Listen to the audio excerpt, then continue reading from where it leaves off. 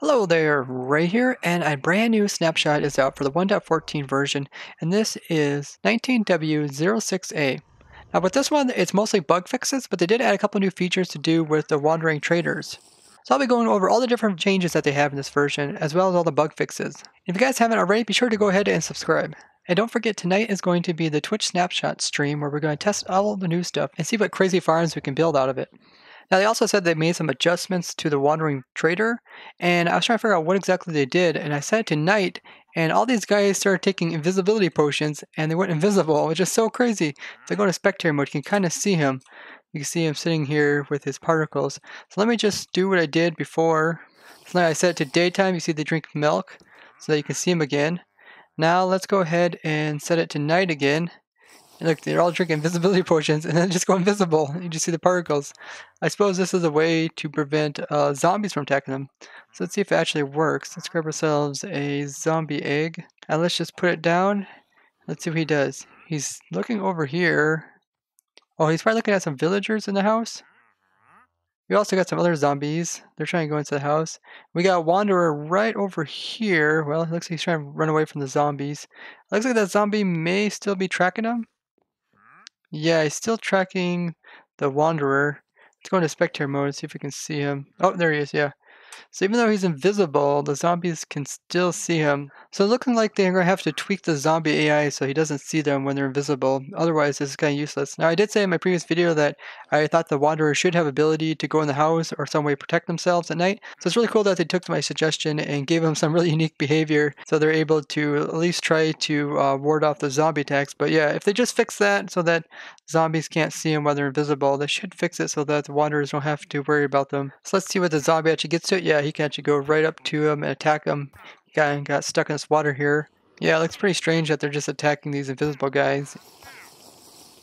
And then once their invisibility goes up, you see they just drink it again. The wanderers also drink their invisibility potion if it turns into a thunderstorm, and drink their milk when it reverts back. Now the wandering traders' trades are the same prices, same amounts, so they haven't changed anything about that yet.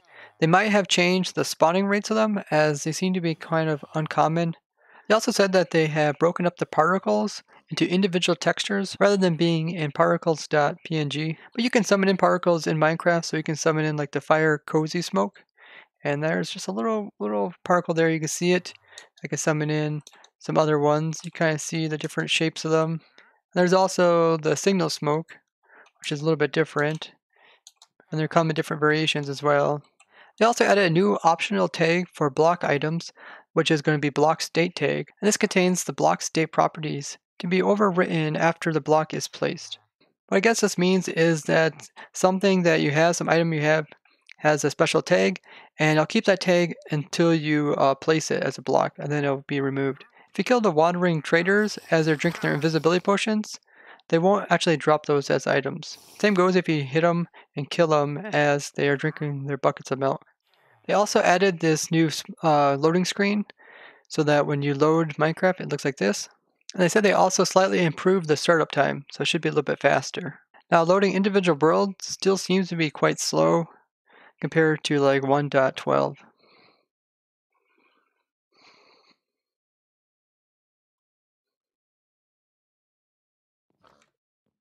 And also, leaving world can actually take a little bit more time than like 1.12. Now, they also said that they updated the lightweight Java to version 3.2.1. This snapshot didn't give that many new features, but it came with a lot of bug fixes, including that empty maps were being consumed when right-clicking in creative. And they fixed this really cool bug where you could put a block of sand above and it fall on top of a 1.5 meter tall block, such as like a fence. And this would allow it to kind of hover there as an entity.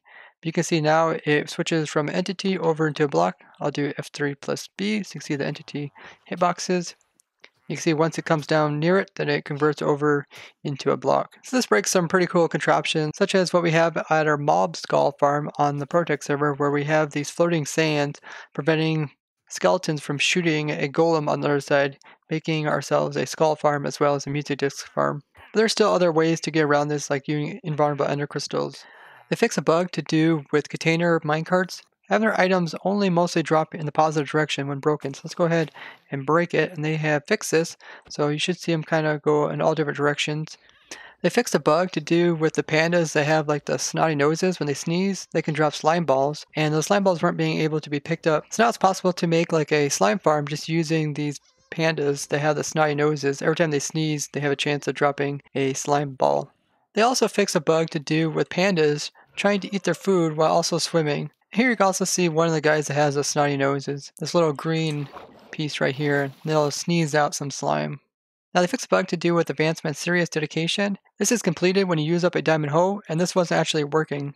Now they fixed a bug to do with the pillagers inside the spawners only being able to spawn if they had sky access. And you can see when you do put a guy inside here, you can have a guy with the banners on top, which is pretty cool. This is probably due to the guys in the pillager outpost only being able to spawn with sky access. But they went ahead and changed it so that way people can make caves with these guys inside them. But it doesn't seem to affect any of the pillagers that spawn around the pillager outpost. Now it seems that it always keeps the banner on it, which is a bit odd. I would think what it would do is do something similar to like the zombies, where the zombies can show up wearing armor inside of these mob spawners, but after they spawn one cycle of that type of mob, then it will revert to some other type of variation inside them. But with this one, even though it shows a banner on top of its head, it doesn't necessarily mean it's going to actually spawn a banner on top of its head, but it can, such as that guy there. But I do think it should update and maybe show some guys without banners on top of their heads too. And with this, it's actually possible to make extinct mob spawners, which I might show in a future video. They fixed a bug to do with the Ravagers, or the Illager beasts, that I showed, where you're able to summon them, and then you're able to still push them, even if they have no AI. Now, even though this probably is fixed with the Ravagers, I think it still exists with gas. Let's go ahead and try it. So yeah, you can see this gas, I'm able to push him around, even though he has no AI, so they should probably fix that one as well. They fixed quite a few bugs to do with the villager generations, such as some houses that contain lava, like the blacksmith, would be able to burn down, and other small things that are missing on the structures.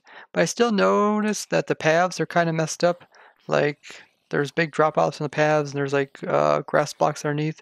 And sometimes there's some really floating pieces like this here, how it just comes over and just completely floats. Now before they kind of made it go with the land, and now it's just like a big huge chunk that sits there, and if it don't connect with the other one, it really looks bizarre. They fixed that bug I showed to do with the bells. When they're generated inside of villages, they were not connecting properly to the blocks around them.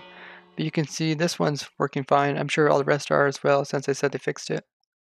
They also said they fixed a bug that reported to do with redstone components getting stuck when they're unloaded. And it seems to be pretty extensive. It was hurting a lot of different types of redstone components. So hopefully that being fixed, we shouldn't have so many redstone stuff breaking when working in the snapshots. I showed this way back when I made my Wither Rose farm. What was occurring is that the scheduled ticks were getting lost when the chunk was being unloaded. Quite a few other bugs were fixed that were just introduced in the last couple of snapshots, such as end gateway portals going into wrong locations, a crafting table showing the wrong things inside of it, mobs riding on top of each other were crashing the game, water displaced on double slabs was going invisible, Ravager egg was not put in alphabetical order in the creative menu. Water and trade subtitles were missing. Now they also fixed the bug to do with the item frames, because remember last time the item frames were way over there, offset by quite a bit. And this also affected leash knots. They also fixed a bug to do with filling a composter being silent. Now speaking of composters, in the last snapshot I showed that you can get different amounts from the items they put inside them, and the exact amounts are here. So they went from 10% to 30% for these items, and it went from 20% to 50% for these items, so you can get a lot more out of your melons as well as your cactus. So that was still probably the go-to one.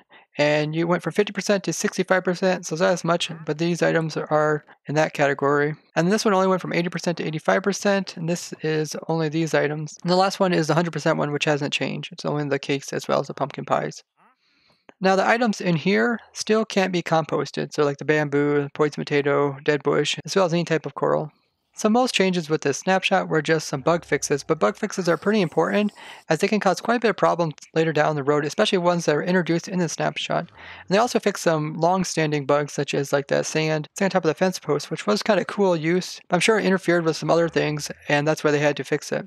Now there is still a really nasty bug that is in the game, and this bug makes it so that when you try to run a server on the snapshot, it will use 100% of the CPU, which makes it very difficult to run a Snapshot server. So we end up doing a lot of our testing in single player world instead of doing it like in a multiplayer world with all the other members. And I would love if you guys would go down in the description and upvote that one. I'll have a link down there. That way in the future we can even have a Snapshot server that you guys can join and take part in the testing on the new discoveries. They did also add these cool features with the wanderers going invisible at night. They do have to fix that bug to do with the zombies still being able to attack them. And don't forget guys, tonight we're going to have a Snapshot testing stream on Twitch. I'll put that link down in the description. It'll be 9 p.m. Eastern Standard Time. It should be a lot of fun.